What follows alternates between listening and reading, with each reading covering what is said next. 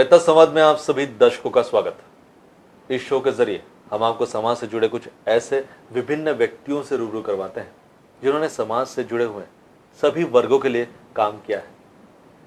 आज हमारे साथ भारत सरकार के एमएसएमई डीआई नागपुर की शाखा से रिटायर्ड हुए असिस्टेंट डायरेक्टर इस पोस्ट के, जो कि आईएमटीए विभाग होता है, जहां पर उन्होंने कई ऐसे युवक युवतियों को मार्गदर्शन किया है, व्यवसाय शुरू करने से लेकर तो व्यवसाय में आगे बढ़ने तक के लिए।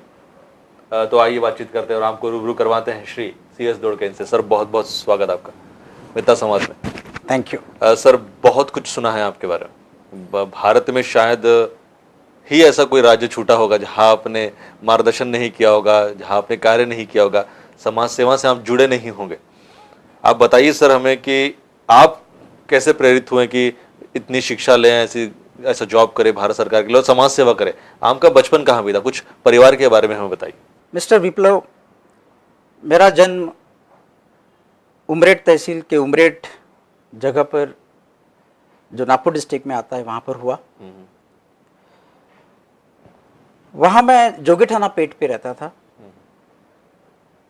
और जो हमारा फैमिली थी वो फैमिली एक गरीब घराने से बिलोंग करती थी। हमारे जो बड़े भैया थे, जिसका मैं नाम इस वक्त लेना बहुत उचित समझता हूँ, श्री नानाजी संपतराव दोड़के, और जैसे आपने कहा कि मेरा भी नाम चक्रधर संपतराव दोड़के है जी, वो हमारे लिए बहुत प्रेरणादायी रहे, क्योंकि उन्होंने बहुत कठिन परिश्रम से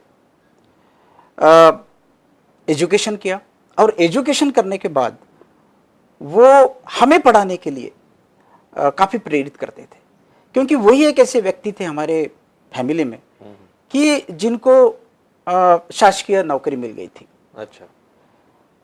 और उनकी प्रेरणा लेकर मैंने उमरेठ से ही अपनी SSC पास की और उन्होंने ही आगे का जो मेरा शिक्षण है और उन्हीं के द्वारा मेरा किया गया। चलिए, उसके बाद मैंने श्री शिवाजी साइंस कॉलेज से ग्रेजुएट किया, नागपुर से।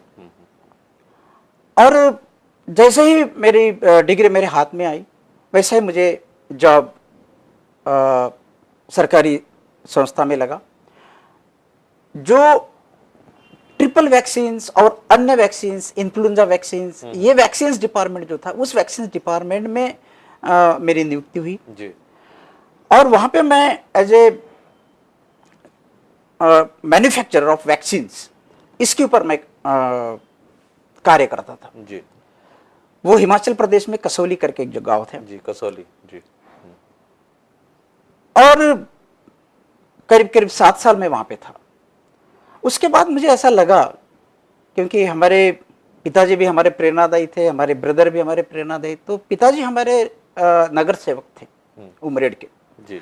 तो वो बहुत कार्य करते थे, सोशल वर्क करते थे। तो मुझे कुछ ऐसा लगा कि अगर मैं इस डिपार्टमेंट में रहता हूं तो शायद एक बंद कमरे में रह जाऊंगा। सही है।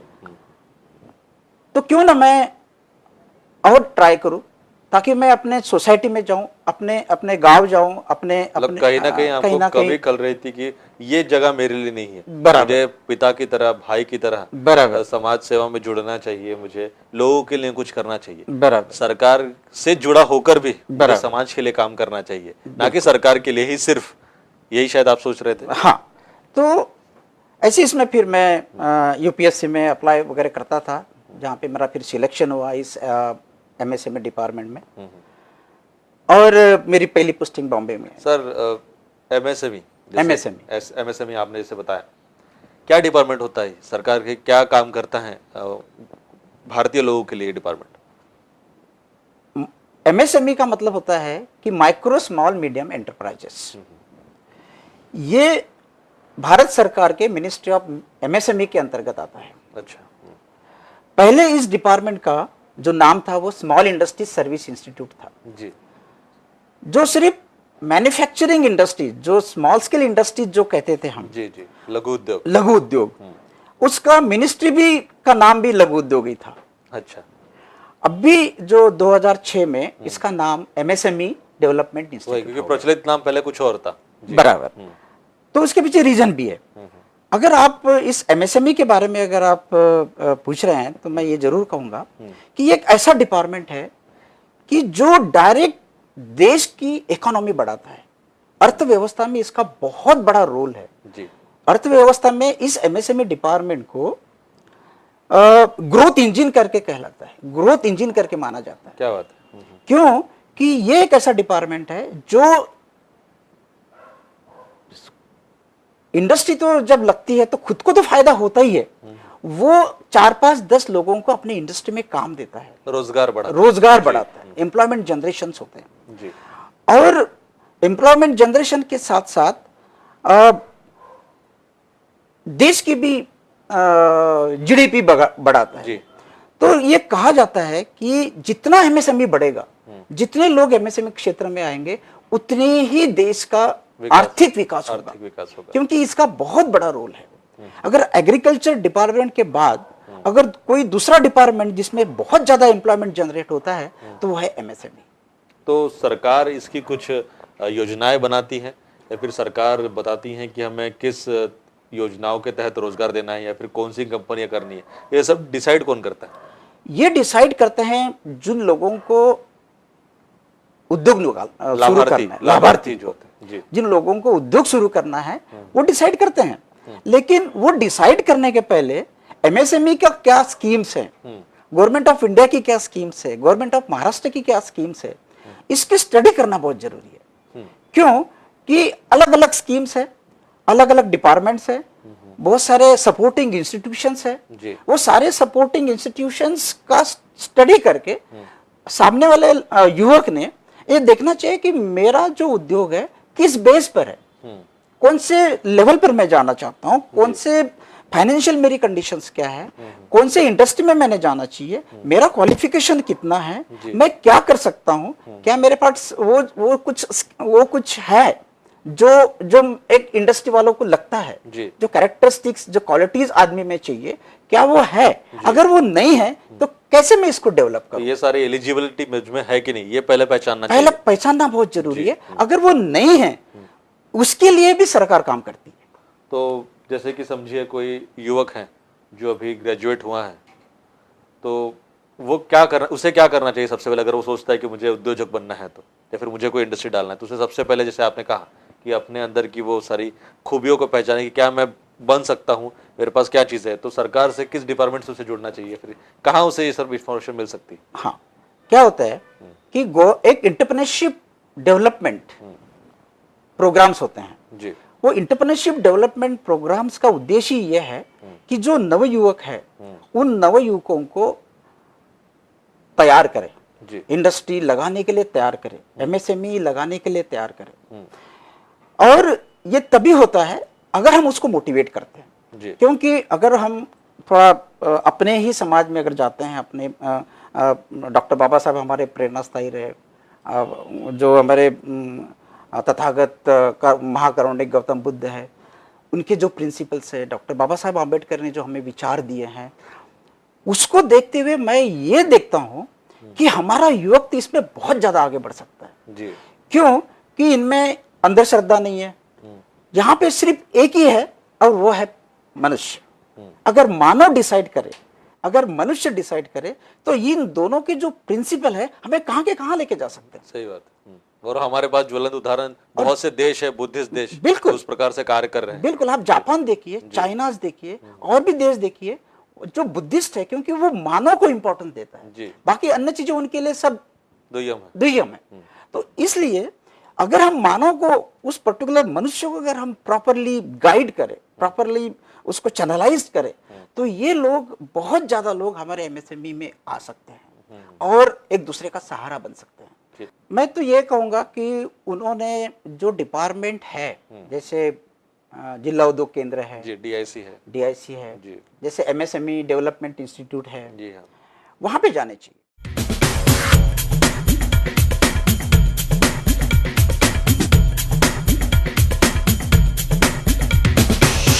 प्रकार से चाइना में एक पॉलिसी चलती है, हर घर में एक कारखाना होता है, हर घर में एक उद्योग चलता है, ये देखने मिलता है चाइना में आज। भारत अभी पॉपुलेशन के इसमें उनको टक्कर दे रहा है। बहुत बड़ी एक राजनीतिक उलाढाल जिसे हम कहते हैं क्रांति भारत में भी कुछ आई है, कुछ वर्षों में देखने मिली है।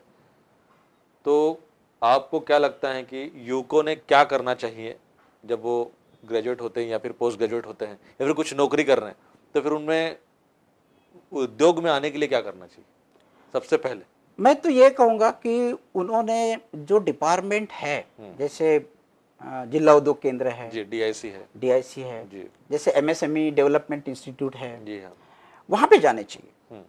वहाँ पे कुछ प्रोजेक्ट्स रखे हुए हैं, क्योंकि इस एमएसएमई सेक्टर में अराउंड 6000 प्रोडक्ट्स तैयार होते हैं। क्या बात इस सेक्टर में जी। और उसके जो प्रोजेक्ट प्रोफाइल्स है, जैसे केमिकल इंडस्ट्रीज होगी, मैकेनिकल इंडस्ट्रीज होगी, मेटलर्जी इंडस्ट्रीज होगी, बाद में एक्सपोर्ट इलेक्ट्रॉनिक इंडस्ट्रीज होगी, एक्सपोर्ट को बढ़ावा देना है। तो ये जो सारी जो इंफॉर्मेशन है वो इंफॉर्मेशन अवेलेबल है, वहां पर मिल जाती है, वहां पे मिल जाती है केंद्रों पर। इतना ही नहीं, तो उन्होंने कुछ प्रोजेक्ट प्रोफाइल्स बनाए हुए हैं कि अगर मैं ये इंडस्ट्री स्टार्ट करता हूं तो मुझे कितनी लागत लगेगी, मुझे कितनी जगह लगेगी, मुझे कितना शेड बांधना पड़ेगा, मुझे कौन सा रॉ मटेरियल लगेगा, मुझे कितने आदमी मिलेंगे, मुझे कितना कैसा वर्किंग कैपिटल मेरा कैसा होगा, मेरा क्लाइंट कौन होगा, मेरा क्लाइंट तो उसको डिसाइड करना है। नहीं, फिर भी जहां तक लेकिन क्षेत्र कौन सा हो सकता है जी, कि मैं किन लोगों के लिए ये तैयार कर रहा हूँ, किन लोगों के लिए मेरा कस्टमर कौन होगा, क्योंकि ये जो सारी इंफॉर्मेशन है वो प्रोजेक्ट प्रोफाइल में ब्रीफ में दी होती है। अच्छा, तो ये बनाए हुए होते हैं कुछ? बिल्कुल बिल्कुल तैयार है। सिर्फ यही होता है कि जो नया लड़का है, जो नए नवयुवक है, उन लोगों ने वो रेफर करना चाहिए, इनिशिएटिव लेना चाहिए, हमें जाना चाहिए। सर, एक और चीज उसके बाद होती है कि वो देख तो ले, फिर प्रोजेक्ट बनाना होता है। हाँ। तो कई लोग संभ्रम में होते हैं कि हमें खुद बनाना चाहिए या फिर सीए के थ्रू देना चाहिए, तो आप क्या सजेस्ट करेंगे? मैं सजेस्ट ये करूंगा कि जो एंटरप्रेन्योर बनना चाहता है, जो इंडस्ट्री डालना चाहता है, उन्होंने खुद का प्रोजेक्ट खुद बनाना चाहिए। अच्छा, अगर वो प्रोजेक्ट 10 लाख के अंदर हो, 8-10 लाख के अंदर हो, मिनिमम अमाउंट कौन सी होती है सर? कहां से? नहीं, मिनिमम तो जैसे आपने अच्छा क्वेश्चन किया, मिनिमम अमाउंट क्या आती है, क्या है कि ये एमएसएमई की कुछ डेफिनेशंस है। जैसे अभी मैंने कहा कि एमएसएमई का मतलब क्या है, एमएसएमई का मतलब है माइक्रो स्मॉल मीडियम एंटरप्राइजेस जी। इसमें 3 सेक्टर्स हैं, एक है माइक्रो, दूसरा है स्मॉल और तीसरा है मीडियम। पहले क्या था, पहले हम सिर्फ मैन्युफैक्चरिंग के लिए काम करते थे, जिसको पहले थे बोलते थे हम स्मॉल स्केल इंडस्ट्री जी। लेकिन अभी ये अक्टूबर 2006 से एक नया एमएसएमई एक्ट आ गया, अक्टूबर 2006 से जी। और सारा स्ट्रक्चर चेंज कर दिया उन्होंने। उसमें क्या किया उन्होंने कि सारे जो इंडस्ट्रीज है, सारे जो सर्विस एंटरप्राइजेस है, वो एक एमएसएमई कैटेगरी में लेके आ गया और उसका कुछ डेफिनेशंस दिया उन्होंने। गवर्नमेंट ऑफ महाराष्ट्र की ये डेफिनेशंस है कि जिस उद्योग में प्लांट एंड मशीनरी के लिए अगर 25 लाख लगते हैं अप टू 25 lakhs, तो वो उनके लिए माइक्रो मैन्युफैक्चरिंग एंटरप्राइज होता है। अच्छा। जिस मैन्युफैक्चरिंग एंटरप्राइजेस में 5 करोड़ के अंदर अगर इन्वेस्टमेंट है प्लांट एंड मशीनरी में, तो वो स्मॉल मैन्युफैक्चरिंग एंटरप्राइजेस होता है, स्मॉल मैन्युफैक्चरिंग एंटरप्राइजेस जी। और जिस इंडस्ट्री में, जिस एंटरप्राइजेस में 10 करोड़ के अंदर अगर लागत है या 10 करोड़ तक लागत है, उस एंटरप्राइजेस को उन्होंने मीडियम मैन्युफैक्चरिंग एंटरप्राइजेस कहा है। अच्छा। ये एक स्टैंडर्ड बना दिया उन्होंने। बाद में इसी सेक्टर में जो मैंने कहा अक्टूबर 2006 से जो नया एमएसएमई एक्ट आ गया जी। उसमें सर्विस एंटरप्राइजेस को भी डेफिनेशन दिया इन्होंने। अच्छा। सर्विस एंटरप्राइजेस में उन्होंने भी वही कहा एमएसएमई। तो मैक्रो सर्विस एंटरप्राइजेस, इसका जो डेफिनेशन है ऐसा है कि जिस एंटरप्राइज में जो माइक्रो लेवल की है, 10 लाख तक उसकी प्रोजेक्ट कॉस्ट, 10 लाख तक अगर प्लांट एंड मशीनरी और इक्विपमेंट में अगर उसका इन्वेस्टमेंट है, तो वो उसमें माइक्रो कहा होगा। अगर 2 करोड़ तक है तो वो स्मॉल एंटरप्राइजेस, सर्विस एंटरप्राइजेस कहा जाएगा। चलिए। और अगर 5 करोड़ के अंदर अगर है तो वो मीडियम एंटरप्राइजेस, सर्विस एंटरप्राइजेस कहा जाएगा। और इसका बाकायदा रजिस्ट्रेशन लेना पड़ेगा उनको, क्योंकि गवर्नमेंट ऑफ इंडिया की जो स्कीम्स या महाराष्ट्र शासन की जो स्कीम्स है, अलग अलग जो स्कीम्स है, उसका फायदा तभी ले सकते हैं ये लोग अगर वो गवर्नमेंट ऑफ महाराष्ट्र के साथ रजिस्टर्ड करना, रजिस्टर्ड होना चाहिए। तो और वो कहते हैं, तो ये प्रोसीजर प्रोजेक्ट फाइल के बाद होती है? नहीं, हाँ, उन्होंने एक टेंटेटिव बिजनेस प्लान भी कर सकते हो, टेंटेटिव बिजनेस प्लान, जैसे अपना एक प्रोजेक्ट प्रोफाइल ले लिया, हमारे ऑफिस में आए और प्रोफाइल देखा उन्होंने। प्रोफाइल हो सकता है कि थोड़ा सा पुराना हो सकता है 2011 में बना हो, 2012 में बना हो जी, ऐसे वक्त 2013 में बना हो। तो इन्होंने कुछ स्पेड वर्क करके, कुछ वर्क करके इन्होंने कोटेशंस लेना चाहिए, मशीनरीज के कोटेशन लेना चाहिए, रॉ मटेरियल्स के कोटेशन लेना चाहिए, और एक अपना खुद का एक प्रोजेक्ट प्रोफाइल बनाना चाहिए। और उस प्रोजेक्ट प्रोफाइल पर वो जाके वो अपनी जो प्रोजेक्ट प्लान है वो डीआईसी में दिखा के एक आधा नाम देके अपने ही प्रोजेक्ट को, वहां पे वो इंटरप्रेन्योरियल मेमोरेंडम नंबर लेना चाहिए। अच्छा। तो वो इंटरप्रेन्योरियल मेमोरेंडम जिसको हम EM1 बोलते हैं, वो इसलिए होता है कि अगर तुम्हें इंडस्ट्री शुरू करनी है या तुम्हें सर्विस एंटरप्राइज शुरू करनी है, उसके लिए वो EM नंबर 1 देते हैं। अच्छा। ताकि तुम इस सारे चीजों को कोऑर्डिनेट करो, पहले जोड़ सको, और एक बार वो सब सेट हो गया, मैन्युफैक्चरिंग जब तुम्हारा सेट हो गया, तो फिर आप मैन्युफैक्चरिंग स्टार्ट जब होता है तब आपको EM2 देते हैं। अच्छा, ये 3 फेजेस हमारे नवयुवकों के लिए बहुत इंपॉर्टेंट है। मोटिवेट करना लोगों को ताकि वो इंडस्ट्री फील्ड में जाए, एंटरप्रेन्योरशिप डेवलपमेंट के व्यावसायिक बने जी। और जब वो मोटिवेट हो जाते हैं तो कुछ करने की उनमें बहुत तमन्ना आ जाती है, एक प्रेरित हो जाते हैं जी। तब उनको ऐसा लगता है कि कोई मुझे सपोर्ट करे जी। तो वो सपोर्ट सिस्टम भी गवर्नमेंट ऑफ इंडिया ने मिनिस्ट्री ऑफ MSME में दे रखी है जी। उसमें आपको ये बताया जाता है कि इंडस्ट्री कैसे स्टार्ट की जाती है, उसमें यह दिखाया जाता है कि कौन से आपके पास डिपार्टमेंट है जो आपको मदद करते हैं, क्या बात, कैसे आप कौन से स्कीम से आप फायदा ले सकते हैं जी, कैसे बिजनेस आपने सिलेक्ट करना चाहिए। क्योंकि होता यह है कि अगर आपका बिजनेस सही सिलेक्ट हुआ तो ऐसा समझ जाइए कि आपका 50% सक्सेस आपके हाथ में। क्या बात। हाँ। इस वजह से प्रोडक्ट सिलेक्शन बहुत जरूरी होता है। और प्रोडक्ट सिलेक्शन के बाद थोड़ा सा इधर उधर इंफॉर्मेशन लेकर, अब अभी तो IT का सेक्टर है जी, आप किसी भी इसमें कंप्यूटर में जाके, गूगल में जाके आप जो भी इंडस्ट्री आपको टाइप करते हैं, आपको कदमों पर वो सारे जवाब मिल जाते हैं जी। बाद में गवर्नमेंट ऑफ इंडिया, महाराष्ट्र के गवर्नमेंट के ऑफिसेस हैं, वहाँ पे जाके थोड़ा स्पीड वर्क करके आप ये इन्फॉर्मेशन लीजिए कि जो मैंने प्रोडक्ट सिलेक्ट किया क्या वो सही है, कौन से ऑब्स्टेकल्स मुझे आ सकते हैं, ये भी वो बताते हैं। बिल्कुल वो बता सकते हैं। और जब आप प्रोजेक्ट प्रोफाइल देखते हैं, जो मैंने कहा आपको कि जिसमें जमीन कितनी चाहिए, ये वो जो आपको बताया मैंने, वो स्टडी कीजिए।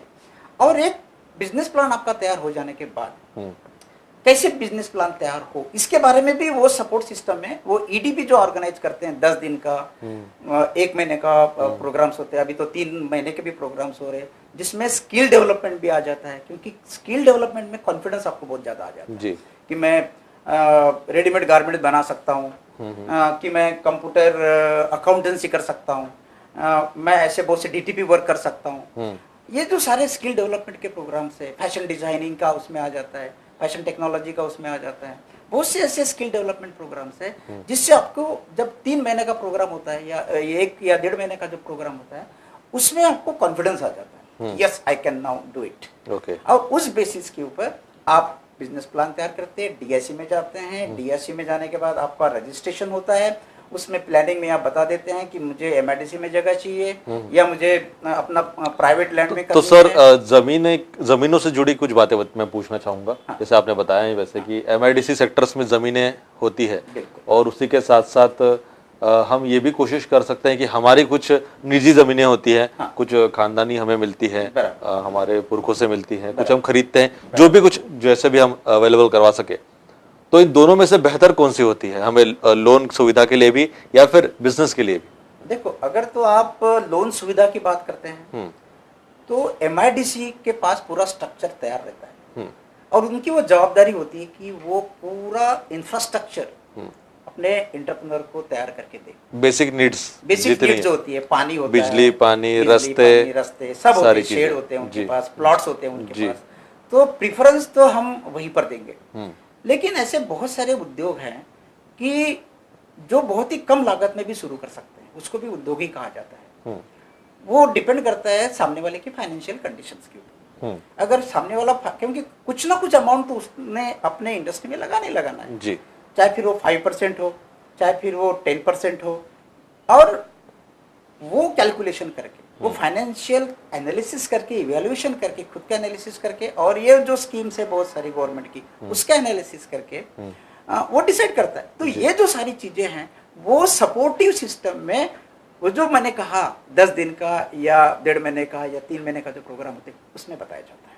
अच्छा। तो वो लड़का पूरा तैयार हो जाता है अप टू बिजनेस प्लान, और जब वो EM नंबर 1 ले लेता है DIC से, तो अपने काम में लग जाता है। फिर उसी में उसको मेंशन करना पड़ता है कि उसको कौन सी स्कीम में जाना है। तो DIC जो है, गवर्नमेंट ऑफ महाराष्ट्र जो है, उसका जो प्रपोजल है वो आगे बढ़ाती है। अच्छा। अगर उसने एक स्कीम है, बहुत ही पॉपुलर स्कीम है हमारे पूरे ऑल ओवर इंडिया में, जो मिनिस्ट्री ऑफ MSME की स्कीम है, लेकिन उसका इम्प्लीमेंटेशन DIC करती है। अच्छा। क्योंकि DIC is a local body. Okay. और DIC लोकल बॉडी होने की वजह से सारे जो प्रकरण है, लोन प्रकरण, वो DIC में PMEGP के एक्सेप्ट होते हैं जी।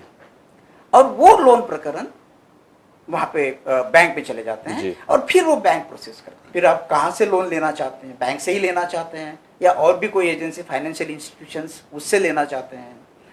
फिर ये जो मैंने आपको स्कीम बताई, इसका थोड़ा सा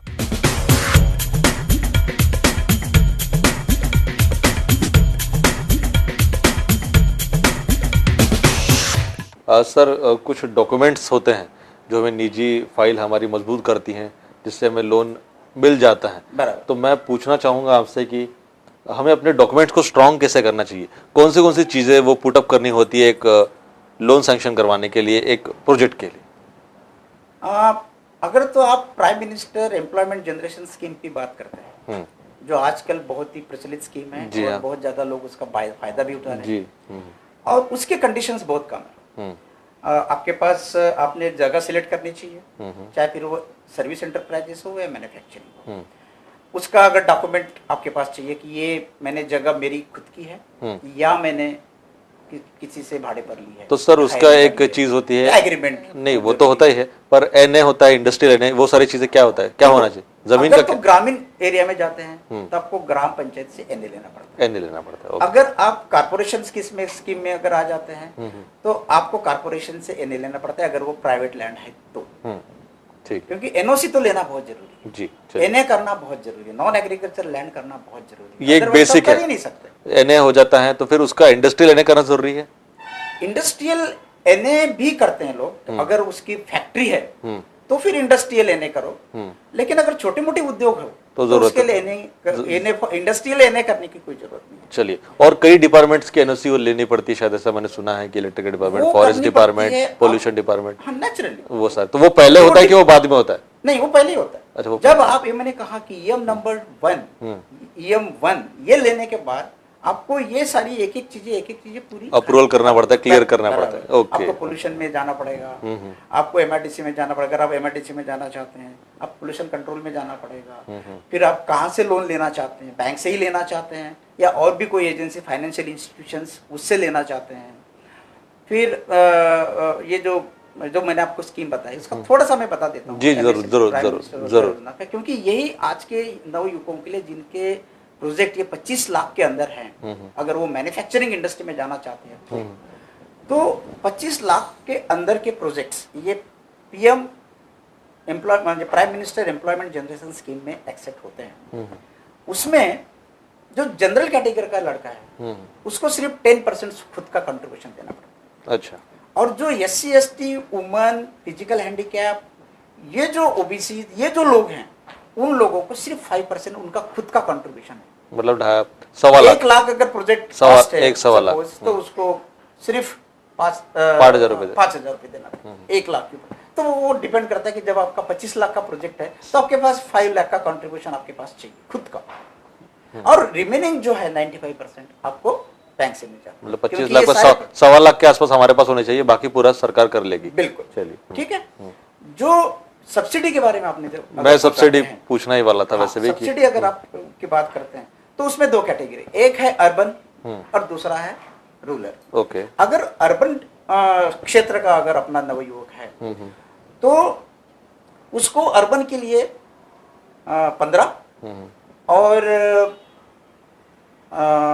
रूरल के नहीं, अर्बन के लिए जो अपना ये है क्या कहते हैं उसको, जनरल कैटेगरी का लड़का अगर है तो उसको 15 और जो रूरल का है तो 25। अच्छा, 25% उसको सब्सिडी मिलती है। अच्छा। अगर हमारे शेड्यूल का शेड्यूल ट्राइब के लड़के अगर है ओबीसी वुमन कैटेगरी तो उनको 25% सब्सिडी मिलती है अगर अर्बन में एस्टेब्लिश करना चाहते हैं तो। अगर ग्रामीण युवक अगर है और वो ग्रामीण क्षेत्र में अगर करना चाहता है तो 25% जनरल के लिए और 35% रिजर्व के लिए। ओके, चलिए, ये तो अच्छी बात है। सब्सिडी तो वो भी शायद पहले हमें सारा अमाउंट पे करना पड़ता है, रिमेनिंग जो 25% होता है वो माफ होता है, ऐसा ही कुछ होता है? बिल्कुल, ऐसे अगर मैं गलत नहीं हूँ तो पहले बैंक में जमा हो जाती है सब्सिडी आपकी। अच्छा, वो गवर्नमेंट ऑफ इंडिया ही वो सब पे करती है। आपका प्रकरण सिर्फ डीआईसी से जिला उद्योग केंद्र अपना बैंक में जाना चाहिए। तो सर ये सारी चीजें होती है। उसके बाद सर मैं सुना हूँ एक इंटरव्यू भी होता है बैंक में उनका लास्ट, कि आपको प्रोजेक्ट का फ्यूचर बताना पड़ता है कि लास्ट, तो उसमें उन्हें क्या प्रोजेक्ट करना पड़ता है, खुद को क्या बताना पड़ता है, कुछ टिप्स देंगे आप? बिल्कुल, सबसे पहले तो पहली टिप यह है कि एंटरप्रेन्योर ने जो बिजनेस प्लान है बहुत अच्छी तरह से स्टडी करना चाहिए। उसको ये मालूम होना चाहिए कि मेरे बिजनेस प्लान में कैसे उलाढाल होगी, क्योंकि बैंक जो लोन देती है वो पैसा वापस मेरा आएगा और ये जो एंटरप्रेन्योर है ये मुझे पैसा वापस लाके देगा जी, इसी बेस पर वो उसको इंडस्ट्री जी।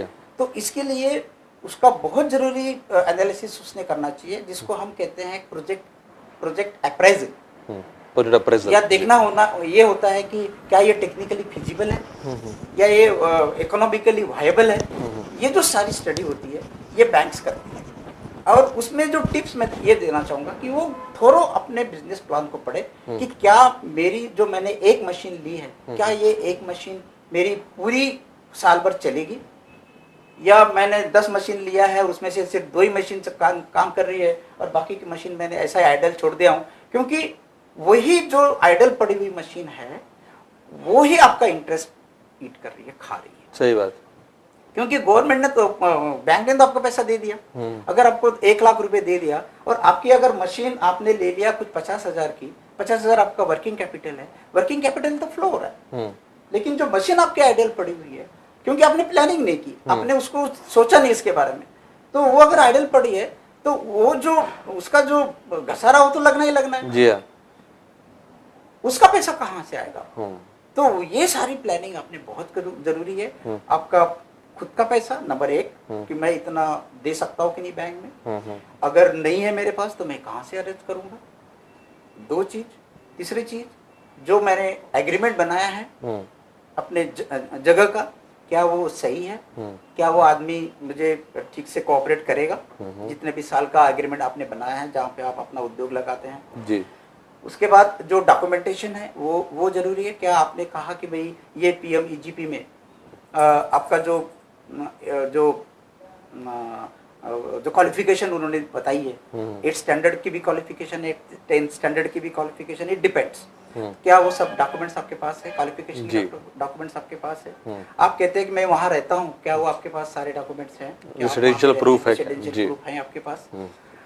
और ये पीएमईजीपी में आपको बहुत ज्यादा डॉक्यूमेंटेशन की बहुत ज्यादा जरूरत नहीं पड़ती, सिर्फ ये है कि जो युवक है वो कॉन्फिडेंस चाहिए और उसके पास जो डॉक्यूमेंट जो मैंने आपको कहा, क्योंकि सबसे मेजर डॉक्यूमेंट उसका जहाँ पे वो बिजनेस करता है जी, अगर वो उसके पास है और जो कोटेशन उसने लाए हैं वो कोटेशन प्रॉपर हो जी, क्योंकि उसको कोटेशन बैंक को जमा करना पड़ता जी, और जो पैसा भी देते हैं वो जहाँ से वो कोटेशन लाता है वो मशीन मैन्युफैक्चरर्स को वो चेक जाते हैं। सही है।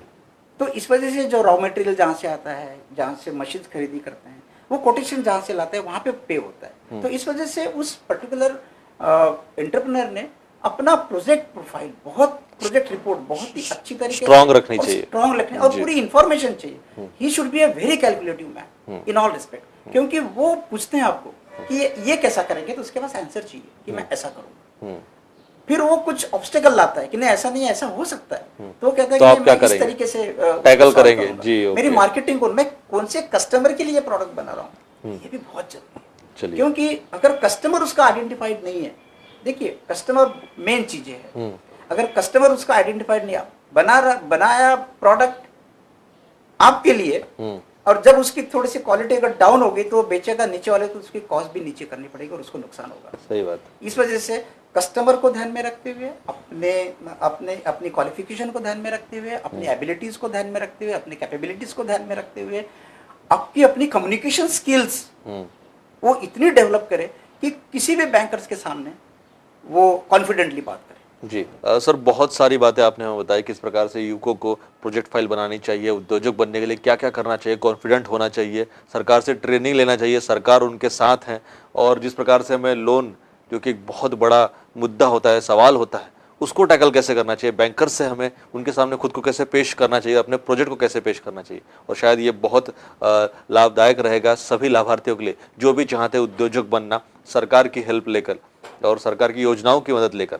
सर, मेरे आखिरी आपकी दरख्वास्त रहेगी कि आज के युवकों को आप क्या संदेश देंगे, कि लास्ट एक मैसेज अगर आप कुछ देना चाहें तो। आज के युवकों को मैं यही कहना चाहूँगा कि वो अपने एजुकेशन की तरफ बहुत ध्यान दें, एजुकेशन ले, अपने आप को ना भटकाए। अपने आप से भटकाने से आदमी इतना भटक जाता है कि उसको फिर अपने आप को रास्ते पे लाने के लिए बहुत मुश्किल हो जाता है। तो पहले एजुकेशन ले, और ऐसा एजुकेशन ले कि जिसमें क्वालिटी हो, इतनी मेहनत करे, इतना हार्डवर्क करे कि उस क्वालिफिकेशन का कुछ मीनिंग हो। क्योंकि हमने देखा है कि लोग क्वालिफाइड हो जाते हैं, ग्रेजुएट होते हैं, पोस्ट ग्रेजुएट होते हैं, लेकिन जब उनका कुछ बात करने की जब बात आ जाती है तो एक फियर सी आ जाती है। तो डरे ना अपने आप को, क्योंकि अगर उनके फियर चली जाएगी, वो फियर तभी जाएगी अगर आप खुद को, अपने आप को कॉन्फिडेंस महसूस करते हैं। और इसीलिए एजुकेट हो जाओ। एजुकेशन के बाद ऐसा एजुकेशन लो कि कोई कहे कि ये लड़का मेरिट में आया, वो लड़का मेहनत कर रहा है, वो लड़का इतना हार्डवर्क कर रहा है कि दूसरे वालों को वो एक मिसाल बन जाए, एक्स्ट्राऑर्डिनरी बन जाए। और यही एक्स्ट्राऑर्डिनरीपन उसको आगे बढ़ाता है, उसका कॉन्फिडेंस, कम्युनिकेशन स्किल्स। बाद में मैंने देखा कि उसमें इनोवेटिवनेस आना बहुत जरूरी, क्रिएटिविटी होना, नयापन, एक नयापन आना बहुत जरूरी है। हर चीज को डिफरेंट एंगल से देखने की उसकी आदत उसने लेनी चाहिए, क्योंकि आज का इंडस्ट्रियल फील्ड में अगर कोई आदमी इस प्रोग्रेस कर रहा है तो वो इनोवेटर है, क्रिएटिव है। जो चीज बनी हुई है उसको आप दोबारा कुछ बदलाव करके कैसे लोगों के सामने देते हैं, सोसाइटी को उससे कैसे फायदा हो, ये उनमें हमेशा सीखने की आदत होनी चाहिए। तो क्रिएटिविटी में और इनोवेशन में बहुत वर्क करे वो, जो उसने सीखा है वो सीखा में वो क्रिएटिव करके लोगों के सामने पेश करे। अगर कोई एडवर्टाइजमेंट भी अगर वो देखता है तो खुद को रखे सामने कि मैं इस फील्ड का हूँ। अगर मैं एक ऑटोमोबाइल इंजीनियर हूँ तो ये भी देखे कि अगर ये कार ऐसी बनी हुई है और इस पिक्चर में ऐसी दिखाई है तो मैं डिफरेंट वे में इसको कैसे बनाऊँ। तो ऐसे ही हर प्रोडक्ट के बारे में वो क्रिएटिविटी और इनोवेटिवनेस में लाना बहुत जरूरी है। यही क्रिएटिविटी और यही इनोवेटिवनेस उसको बहुत दूर तक लेके जाएगा।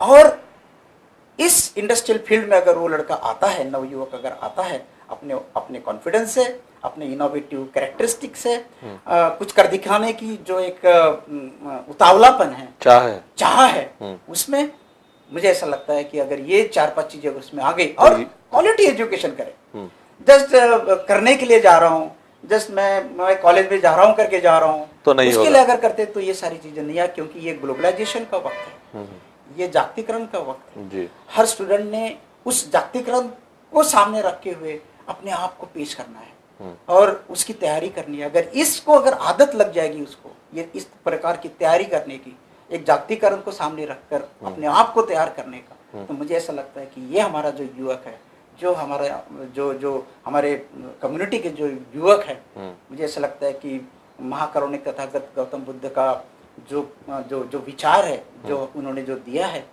जो डॉक्टर बाबा साहब अम्बेडकर ने जो दिया है, ये ही बहुत है उन लोगों को बहुत ऊंचाई तक ले जाने की। चलिए सर, बहुत बहुत शुक्रिया दौड़के सर, आपने जितनी सारी मार्गदर्शक तत्व यहाँ बताएं, जितनी सारी अनोखी बातें बताई यहाँ पर, और शायद ये सब सुनकर भारत के जो युवक भटक रहे हैं या फिर गुमराह हो चुके हैं या फिर संभ्रम में हैं, अब दूर हो पाएगा उनका संभ्रम।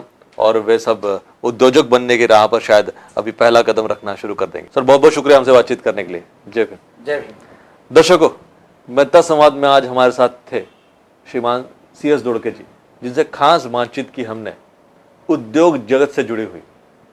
अगर आप कुछ बनना चाहते हैं, उद्योजक बनना चाहते हैं, अगर आप रोजगार देना चाहते हैं, भारत की तरक्की के लिए कुछ करना चाहते हैं, तो शायद आपको क्वालिटी एजुकेशन लेना चाहिए, कॉन्फिडेंट होना चाहिए, आपको राह पकड़नी चाहिए कि मुझे हाँ उद्योजक बनना है, आप में दृढ़ निश्चय होना चाहिए, और उसी के साथ साथ इस अंतर्राष्ट्रीय बाजार को देखकर, जागतिकीकरण को देखकर आपको नयापन अपने बिजनेस में देना आना चाहिए। शायद उसी वजह से आप इस बाजार में, मार्केट में टिके रह सकते हैं। तो ये सारी सीख हमें आज मिली है। दर्शकों, अगले एपिसोड में आपको ऐसी एक शख्सियत से रूबरू करवाऊंगा। तब तक देखते रहिए मेहता संवाद, सिर्फ आवाज इंडिया पर।